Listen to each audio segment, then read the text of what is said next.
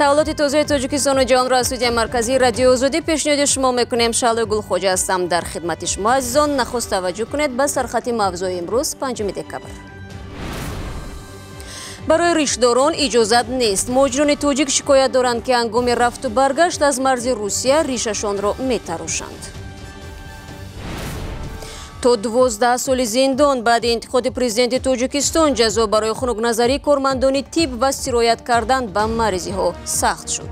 دندانی من کندم به همین دند چشون اپاراتشون من در همین کسلی گیپاتیتا گذراندم.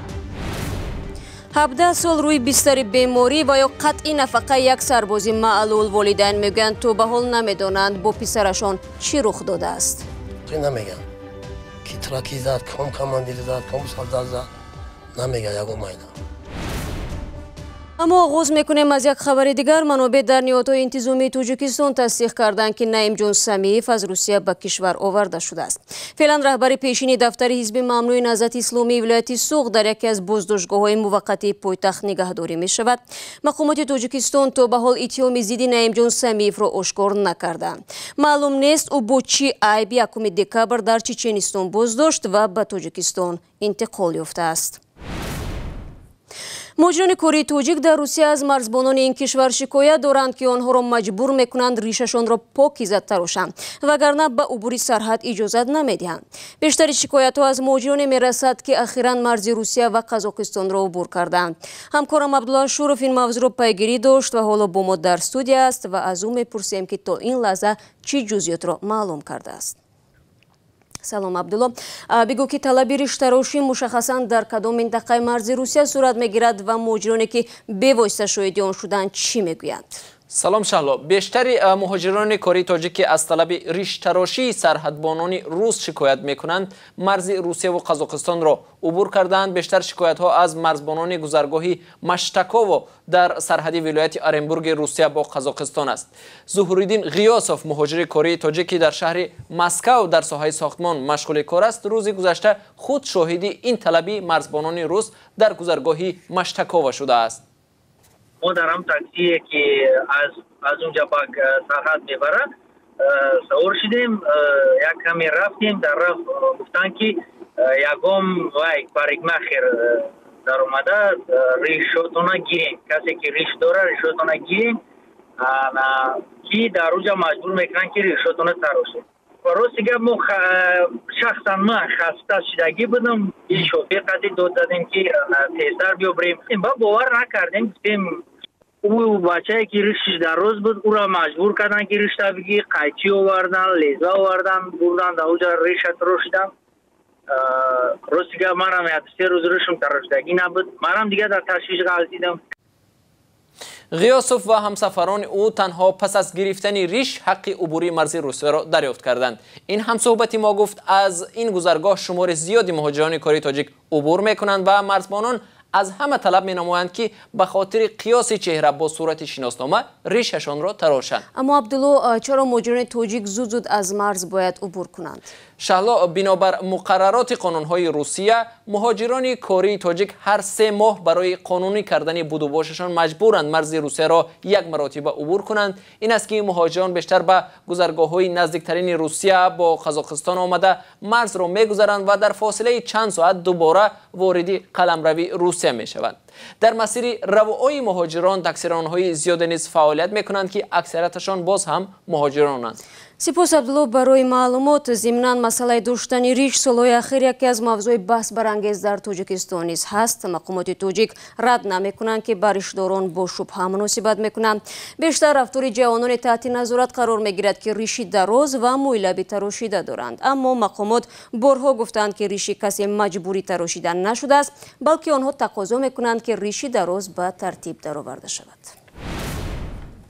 رو میریم به موضوع دیگر. وکیلان تاجیک به جانبداری تغییرات رای دادند که به باوری آنها مسئولیت کارمندانی تیب و نه تنها آنها را بیشتر میکند.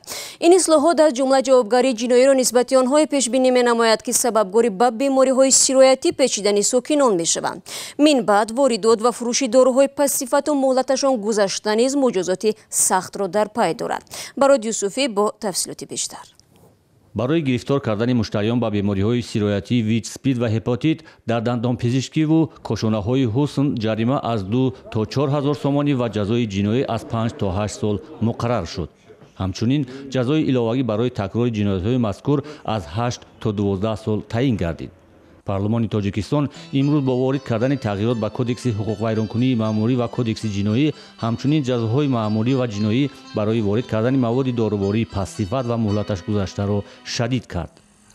تشکر، قانون قبول شد. موافق حسابات خدمات نظارت دولتی تندرستی و حفظ اجتماعی اهالی جمهوری تاجیکستان در دام 11 ماه سال جاری 127,000 کیلوگرم یعنی که 127 تن موادهای ضروری، مال‌های طبی، موادهای آرایشی گیاهی و غذای کودکان مورد استفادهشان گذاشته به سرتیفیکات مدقت و به طلبات‌های جواب نبوده از معاملات گرفته نیست نمود کرده شده است. این تغییرات با کدکس‌های حقوق ویرانکنی مأموری و جنایی در پی انتقاد شدید رئیس جمهور امامعلی رحمان در ماه سپتامبر صورت می‌گیرد. رئیس جمهور از واردشوی داروهای بی‌صفت و مهلتشان گذشته رعایت نشدن طلبات بهداشتی در دندانپزشکی‌ها و سرتراشخانه‌ها و کاشانه‌های حسن نگرانی کرده بود. و دنبال این انتقاد سنجش دندانپزشکی‌ها و سرتراشخانه‌ها و کاشانه‌های حسن آغاز شده تعدادی از آنها بسته شد.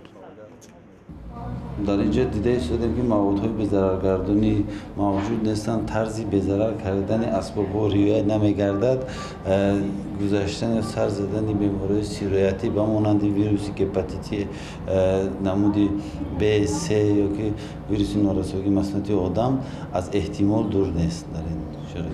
طبیبان دندانپزشک میگویند شدید کردن جزا برای سیرایت کردن با مریضی‌های سیرایتی البته وضع بهداشتی در دندانپزشکی‌ها را بهتر خواهد کرد و مسئولیت طبیبان را خواهد افزود. به قول آنها وضع ناخوب بهداشتی دندانپزشکی‌ها بیشتر به مناطق کشور ارتباط می‌گیرد. در درمانگاه ما قبول بیماران در نزد دکتران دندان استوماتولوژها به سند بیماری‌های سیرایتی هپاتیت B3 قبول کردن ممنوع است. این در حالی است که در گذشته موردهای سیرایت‌شوی با بیماری‌های سیرایتی در مخصوصاً دندانپزشکی‌ها ثبت شده است. افراد جبردیده میگویند ثابت کردن آنکه محض در دندانپزشکی با بیماری سیرایت شدن خیلی مشکل است، از این رو از دعوای خود دست کشیدند. دندان درد میشن میرم به همین استوماتولوژ با همین اسبابای افلاسشان حتی پریچتکی هم پوشیدگی نبودن، یگام چی هم استفاده نبردن، دندانی من کندن به همین چشون اپاراتشون من در همین کسل هپاتیت گذراندم. مقامات وزارت تندرستی میگویند سال گذشته 2017 همگی 4 نفر از دندانپزشکان شکایت کردند که آنها را با مریضی هپاتیت آلوده کردند. اما مقامات میگویند تصدیق و رد کردن این شکایت ها مشکل است، زیرا آنها خیلی به تأخیر مراجعت کردند و ثابت کردن ادعای آنها خیلی مشکل است. بر اساس آمار خدمات نظارت دولتی سانیتاری و اپیدمیولوژی فعلا در تاجیکستان 579 حجره‌های دندانپزشکی، 835 سرتراشخانه و 377 کاشانه‌های حسن رسما فعالیت دارند. امروز در پایتخت آمریکا مراسم ویدو با پرزیدنت 41 آمریکا برگزار می شود. جورج بوشی کلانی 30 نوامبر در سن 94 از بیماری پارکینسون درگذشت. او از سال 1989 تا آخر سال 1993 ریاست جمهوری آمریکا را بر دوش داشت. 5 دکبر مراسم ویدوی جورج بوش را تلویزیون آمریکا نمایش خواهد داد. پیش بینی می شود که در آن پسر جورج بوش خردی پرزیدنت 43 آمریکا و پرزیدنت‌های سابق آمریکا جیمی کارتر، بیل کلینتون، باراک اوباما و سابق سروزیر کانادا برایان مالرونی حضور خواهند داشت.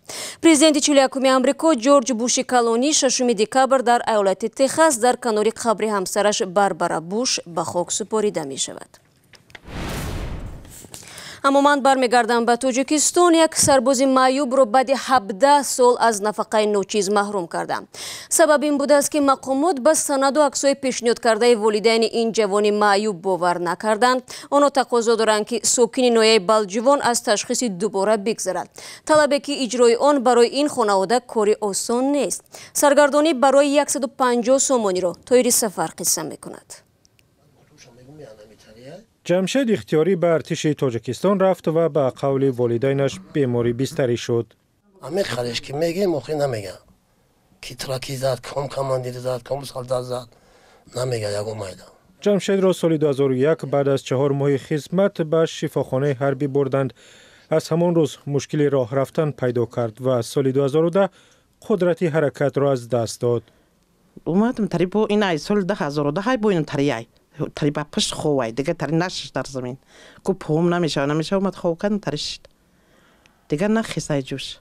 برایش همان سال نفقه معیوبی درست کردند. 8 سال باز هر ماه 150 سامانی نفقه می گرفت. چند روز پیش مقامات به آنها خبر دادند که جمشید را از نفقهش محروم کردند. آن که با میگه کمی سبور ما خوشکی اکی با مرا میرا گندم میدره و خاص میدره و نوبت پودا میرا. پدرش میگوید جمشید را چند بار معاینه کردند، سندی معیوبی دادند، اما باز از والدین میخواهند او را دیگر باره برای تشخیص طبی بیارند. من سوشم سوز کنم میگم پاش نمیگم خیلی در صورتش نشون میده میگه که این صورتای ده. در اداره حفظ اجتماعی ناحیه دنقره بر رادیو آزادی گفتند به تشخیص نآوردن جمشید باعث قطع نفقه شد. والدین جمشید میگویند دیگر خسته شدند و نمیخواهند او را در بدر شفاخانه ها گردانند و عذاب بدهند. بالجون قراکمال سونی مردم نمیسول بالجون دنقره. مسئولین به خبرنگار رادیو آزادی گفتند به والدین جمشید رساند که بیمار را به مرکز ناحیه بیارند. اما پدر و مادر باز هم نمیدانند که چیکار کنند چون که راه به مرکز ناحیه دور است و برای جمشید طاقت فرسا. و دوستانی کلی تاجیکستان بعد 4 سالی از زندان رها شدن صاحبکار حسن عظیمов او را بر اساس ماده قلابی به جوابگاری جلب کرده است. صاحبکاری که هنوز 11 سال پیش مالک کارخانه عظیم پرنده پروری نویای رودکی بود، این دفعه برای جنایت مربوط به زمین متهم می شود. قیامالدین اسام‌الدینوف 10 سال پیش از ناحیه خراسان به شفت شهر دوشنبه به خاطر زندگی و شرایط خوب کوچید. مسئله او مقصد این همیجا آب اومده دیگه پامیجا را اینا 10 سال شده هم توی آب داره مو نداره. او ساکنی محله استقلال است. برای آنکه همچون ساکنی منزلش پذیرفته شود به چندین درس سر زد و چند مرحله دادگاهی را پسی سر کرد. نویا رفتیم نویا رودکی باید گفتن که شما اول خانه را بدوزه بعد ایجاد کنید. مو باز اومدیم خونه بعد تخ پاس بعد خونه را داختیم بعد تخ پاس دادن. با یک کمیش اومدن که ایجاد شما نمیشه و گفتن شما باید حلنامه کنید. گناهکار این همه سرگردانی های او مدیر شرکت پرنده پروری است. به سببی که حالا نافهمی می نامد قیامالدین اسام‌الدینوف از او برای ساختمان منزل زمین خرید. هستن ولی بسیاری ها نگرفتن. ما گفتم که شما نگرفته دیگه گفتن که ما گفت و ظلمو نمیرسه نه برای حلنامه نه به سرتیفیکات. اولی اسام‌الدین یک چند ساتیخ از 73 گکتار زمین است که به بزرگترین کارخانه مرغ در تاجیکستان تعلق داشت و مالک آن طبق معلومات دادستانی تا سال 2008 به مبلغ بیش از $130,000 فروخته است. اگه فریب کنی شو نکنم میدانم ارزان بود. بازی قیمت چی دایم خیلمه؟ حسن عظیمов راهبر کارخانه برای فروش زمین و 400 قرار تقسیم آن به 11 سال محکوم شد. عظیمov عفو و بعد 5 سال رها شد. اما ساکنان استقلال هنوز هم اذیت اعمال او را میکشند. شرایط نیست سکه. یکم شرایط نداریم. رای حلال نداریم. اینم خیلی راه همه کوچمون هم خیلی راهه. یکم خیلی بگو اسفال باشه. نم خیلی یکم جای چی نیست. درج با پای خودت خشور گشتن نمیتونی. ولی کو ماشینا بینندگان عزیز، تفصیلات این موضوع را شما میتوانید در یوتیوب تماشا کنید. برای امروز باشد برنامه خبر را خلاصه میکنیم. اگر میخواهید خبرگزارش های از این بیشتر را پیدا نمایید پس دعوت میکنیم که به وبسایت ما www.azadi.org بروید.